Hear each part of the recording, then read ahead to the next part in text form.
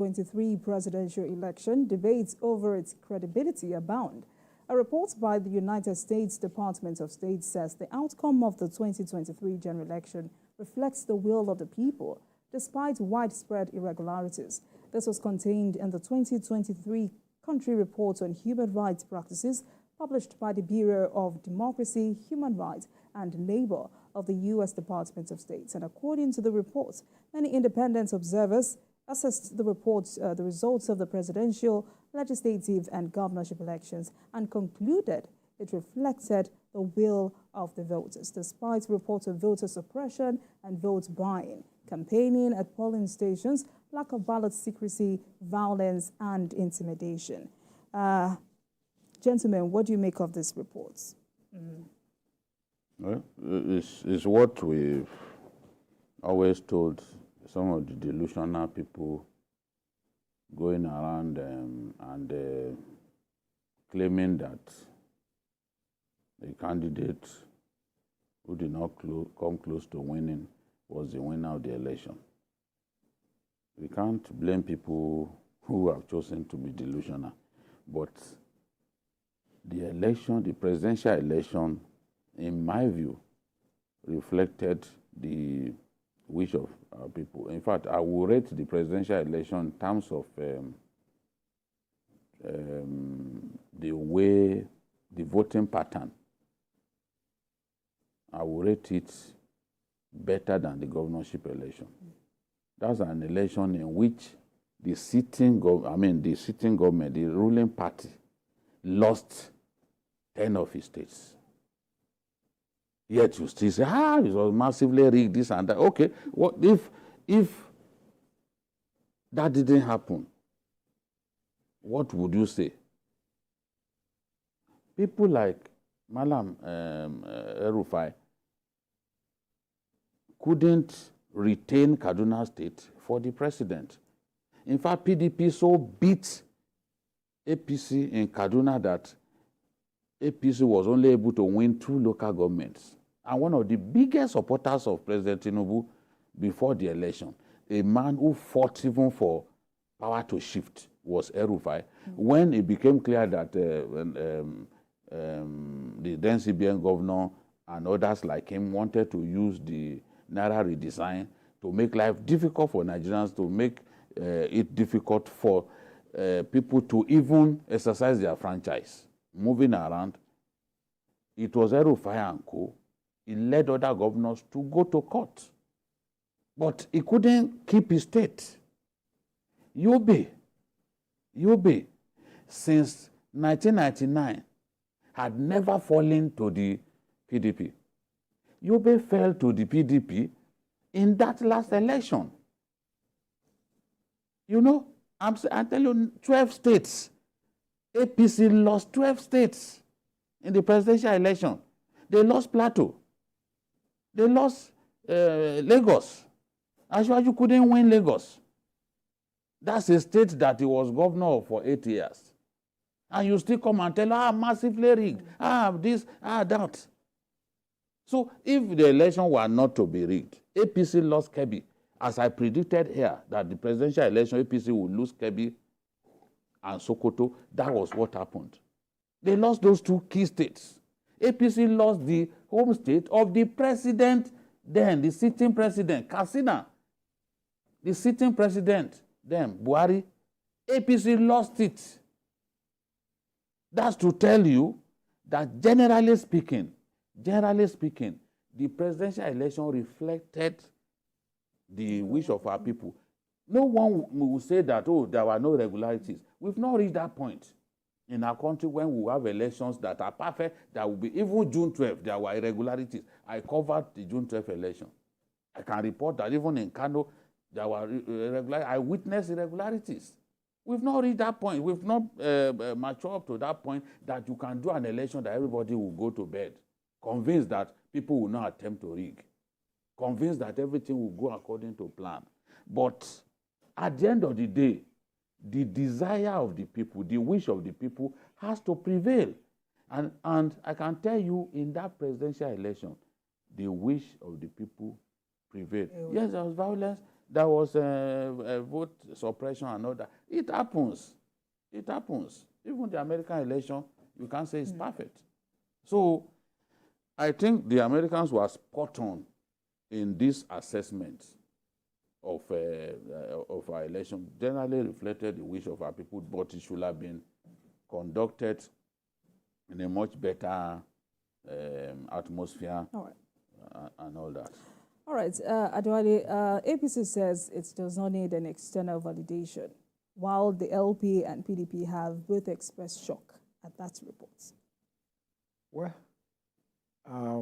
any external evaluation that does not reflect personal interests, aspirations of politicians, they will come out to denounce it. But if the report had said that Atiku or Peter Obi won, they will have accepted it. And you know, we debated the European Union report here. And they were excited when that yes, because they took an aspect of that report, you know. So for me, I think we need to be very realistic with ourselves. You know, Peter Obi's coming to that election was remarkable. You know, he won 11 states. And don't forget that Labour Party was not in power in any of the 36 states in Nigeria. But they still managed to win 11 states, including Lagos State, Edo, Cross River. So it was a major, it was a major victory for the Labour Party. But to have expected the Labour Party to have won the election all over the country, I think, for me, I was not under any illusion. Because there are historical factors. You know, how many people do you have in the House of Assembly? How many people do you have as polling agents? You know, over 120,000 polling units across the country. What is your network? What is your history? So, but the party made significant progress. But I think to be expecting that we would have won that election was overrated expectation. You see, the problem in this country is that there is lack of trust in what we do. And I think we need to begin to, that's why when people go to ATM, when they collect the money, they still start to count, as if ATM will give you money that is not up to what you have requested for. That election was not perfect. The US election, the last election, you see that they are still feeling the impact up till now, that they were talking about intervention from Russia. You know, Trump actually said he won that election, and Biden said no. So there is no election. Even in Sweden, Norway, they still have shortcomings. All right. You know, so I think what the U.S. reporter said is just what we have always known. It was not a perfect election, but I think it was a reflection. All right, gentlemen. Joining us via Zoom from the United Kingdom for more discussion on this issue is a doctoral researcher and public affairs analyst, Joel Kinney. Thank you so much for joining us. Good afternoon, sir. Thank you so much for having me. Right, so let me have your first reaction to this report. Okay, the 2023 presidential election has come and gone. The case has been decided in the Supreme Court, so I think the issue of who won, who lost, for me, doesn't really matter anymore. We have a president, and I think he doesn't need to be,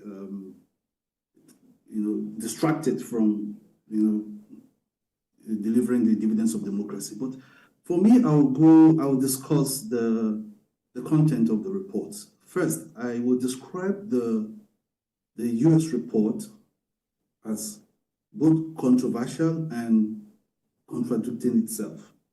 Controversial in the sense that, it's different from the report that the EU issued. And they published the report in June last year, and it's part of a lot of reactions. And we have the presidency, we have the Labour Party, we have the PDP, all shooting from different angles. The presidency, lampooned the report of the EU, saying how did they arrive, what parameters did they use to arrive at that conclusion, and to the fact that the level of personnel deployed was barely an average person per state. They wonder how the EU were able to monitor the over 176,000 polling units that we have, and for the fact that some of the incidences, the judgments contained in the report is drawn from less than 1,000 polling units out of the 106,000. And that brought a lot of debate. The PDP saying the elections were rigged, the Labour Party said the elections were rigged, but the APC saying no, we won, and that this is true reflection of the people. Now, with this report, it will bring a fresh debate about what happened in that election conducted last year. And in terms of the contradictions I find in that report, because they said, yes, it's a true reflection of the will of Nigerians, and yet in some part of the report, they mention things like voter suppression, vote buying, campaigning at police station, lack of ballot secrecy, violence and voter intimidation. Now, all of these, if you have pockets of all of these in different states, some of them were not reported in the conventional media, some of them we saw on different platforms on social media. Since all of these were not reported, and if you have these in that election, it means those who are victims, of the voter suppression, buying, and rest of them, how would you equate that to what you have today? So that's the contradiction I see in that report. But by and large, given the report of the EU and the US report, it all points to the fact that our elections have a serious problem that needs to be fixed as soon as possible. Because you will agree with me that the conduct of the elections, brought a lot of controversies. Even among Nigerians, we saw the elections brought up, the issue of ethnicity and right, Mr. Yes. Joel. Right. Yes. So, do you think these irregularities were enough to invalidate the outcome of that election? Absolutely not, because the Supreme Court has given its verdict. So he who alleges must prove. So since the parties that took the APC to court were not able to prove beyond reasonable doubt that these were the things, these were the irregularities that happened and all of that, and the Supreme Court gave its judgment, there's nothing we can do about it. But the fact remains that the elections were greatly flawed. Of course, we are Nigerians, and some of us in diaspora followed the elections keenly, and we saw a lot of things from the social media which were not reported by the mainstream media. And you will agree with me that there are a lot of flaws, especially when it comes to the electronic voting thing and the declaration of result, and the INEC citing the breakdown of the electronic voting results, whatever, and all of the issues surrounding that.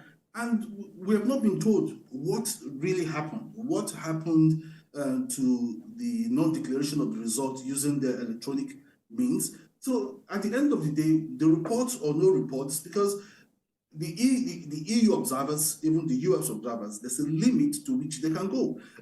Because I understand very well from my experience with elections in Nigeria that some of the observers, most of the observers, foreign observers and the rest of them, they are more or less concentrated within the urban areas. So, and for security reasons, some might not be able to go to rural areas or the rural polling units where some of these intimidation, where some of these flaws happen. So by and large, the report or no report, we already have a precedent. Right. But part remains that the elections in Nigeria, is far from what is acceptable. We understand that there are no perfect elections anywhere in the world, in the US, in Europe, but at least there's a degree of acceptability of the elections that you have in this country. So in Nigeria, when things are done in the open, captured by social media, you cannot call such elections. But all the same, we already have a president. The matters have been decided at the Supreme Court. There's nothing we can do. But the fact remains, Nigeria electoral system needs total overhauling. All right. Vikio has a question for you. Okay. What what steps do you expect INEC to take ahead of the next general election to make our ballot more credible? Okay, yeah, thank you very much. There are several things that need to be put in place. First, we need to, over time, after the elections, when INEC we're going to do an analysis and evaluation of what happened at the elections. They called different stakeholders, civil society organizations, political parties, and different aspirants to discuss, what happened and the way forward. And for me, I think this is something that happens all the time.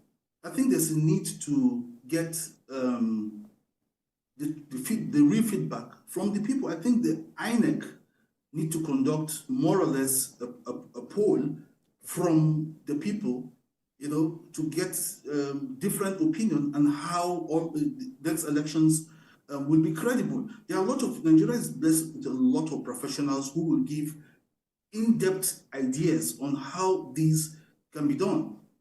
Secondly, I think the INEC itself needs to be overhauled because there's no smoke without fire.